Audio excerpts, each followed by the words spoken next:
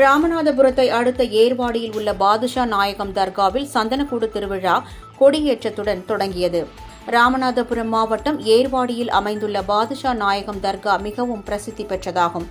இங்கு ஆண்டுதோறும் சித்திரை மாதத்தில் நடைபெறும் மத நல்லிணக்க சந்தனக்கூடு திருவிழாவில் தமிழகம் மட்டுமின்றி வெளி மாநிலங்கள் வெளிநாடுகளில் இருந்து மத வேறுபாடின்றி அனைத்து தரப்பினரும் கலந்து கொண்டு சிறப்பிப்பார்கள். அவ்வகையில் இந்த ஆண்டு ஏர்வாடி பாதுஷா நாயகம் தர்காவில் 851ஆம் ஆண்டு சந்தனக்கூடு திருவிழா கொடியேற்றத்துடன் தொடங்கியது. இத்திருவிழாவிற்கு கலந்து கொண்ட வனத்துறை மற்றும் கதர் கிராம வாரியத்துறை அமைச்சர் ராஜகண்ணப்பன் ஏர்வாடி பேருந்து நிலையத்திலிருந்து நடந்தே தர்காவை வந்தடைந்தார். அவரை தர்கா நிர்வாக குழுவினர் பொன்னாடை அணிவித்து வரவேற்றனர்.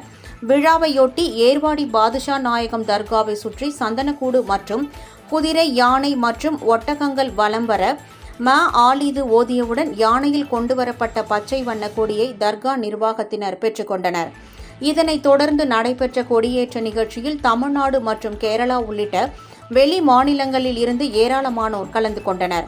தொடர்ந்து 11 நாட்கள் தர்காவில் மௌலிது ஓதப்பட்டு 22ஆம் தேதி அதிகாலை சந்தனக்கூடு ஊர்வலம் நடைபெறுகிறது.